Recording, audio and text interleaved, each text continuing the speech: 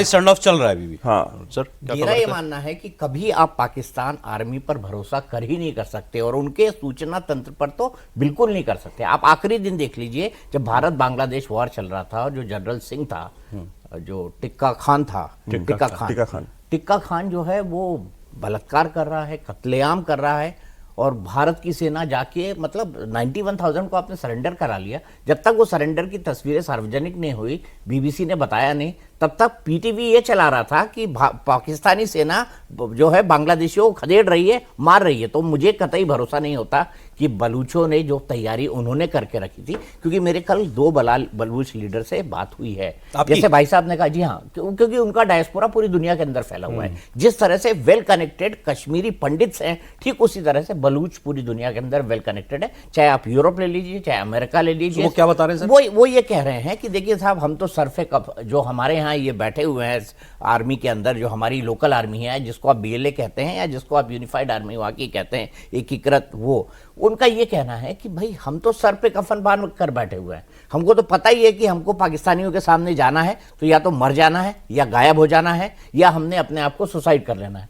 बोले हमारी 90% खबरें वहाँ से बाहर नहीं आती। 4 दिन पहले मैं मौलाना फजलुर रहमान का एक स्टेटमेंट देख रहा था, नेशनल असेंबली पाकिस्तान यानी उनके संसद के अंदर। उन्होंने कहा कि बलूचिस्तान के अंदर 5 से 6 जिले ऐसे हैं। अब बलूचिस्तान पाकिस्तान का सबसे बड़ा प्रोविंस है। अगर बलूचिस्तान में खुद उनका सांसद कह रहा है कि 5 से 6 जिले ऐसे हैं जहां पर हमारा कोई कंट्रोल नहीं बचा है, तो बिलाल बलूच का यह कहना है कि 90% बलूचिस्तान के अंदर जो है वो अब पाकिस्तान सेना का कोई कंट्रोल नहीं है। फौजी छोड़ के भाग जाते हैं और बलूचिस्तान सबसे बड़ा प्रोविंस है पाकिस्तान का। ये परसों इन्होंने हमला किया बीएलए ने, उससे एक दिन पहले भी इन्होंने मारे थे पाकिस्तानी 18 फौजी मारे थे। और इन्होंने जो 90% बात की है ना, ये आपको किसी के कहने की जरूरत नहीं है। पाकिस्तान की गवर्नमेंट का जो बजट है ना, उस बजट को उठाइए।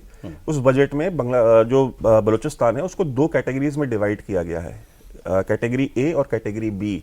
कैटेगरी ए वो एरियाज हैं जो कि वहां की सरकार, चाहे बलूचिस्तान की सरकार हो या केंद्र की सरकार हो पाकिस्तान की, वो कंट्रोल करती है, ठीक है। कैटेगरी बी में जो एरियाज हैं वो एरियाज है जो वहां के लोकल सरदार कंट्रोल करते हैं। इनडायरेक्टली मान लीजिए कि वो बीएलए कंट्रोल करती है, ठीक है। 90% वो एरियाज हैं और उसकी वहां पे जो सरदार हैं उनकी अपनी सिक्योरिटी, खुद की लोकल जो लथैत होते हैं वो मेंटेन करने के लिए 92 अरब रुपए पाकिस्तानी गवर्नमेंट ने अलॉट किया हुआ है, ठीक है। तो अगर कैटेगरी बी में अगर आपने उनको 92 अरब रुपए सिर्फ इसलिए दिए कि वो लॉ एंड ऑर्डर मेंटेन करे अपने एरियाज में, और ये जितने भी लोकल सरदार हैं इनमें से सारे के सारे लॉयलिस्ट किसके हैं? वो लॉयलिस्ट बीएलए के हैं। ये सरमचार है वहां पे, इनको सरमचार कहते हैं, जो फाइटर्स हैं वो उनके लॉयलिस्ट हैं, वो सरकार के लॉयलिस्ट नहीं है। सर, अब सवाल ये है कि क्या पाकिस्तान एक बार फिर टूट की कगार पर है? अब यहाँ हमारे यहाँ बहुत से लोगों को लगता होगा कि ऐसा हो रहा है या उनको उम्मीद होगी कि ऐसा हो जाए, बट क्या है रियलिटी? भाई पाकिस्तान आप कुछ भी कहिए, एक सरकार है वहाँ पर, उसके पास एक फौज है, उसकी तुलना कुछ नहीं है लेकिन एक स्ट्रक्चर तो है उसकी फौज का, उसके पास रिसोर्सेज हैं। ये पाकिस्तान का जो कुल भौगोलिक क्षेत्र है उसका 46% सिर्फ बलूचिस्तान है। और पाकिस्तान की कुल आबादी का सिर्फ 6% बलूच है।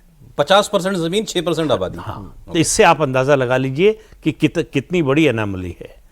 उसके अलावा ये मामला आज का तो है नहीं।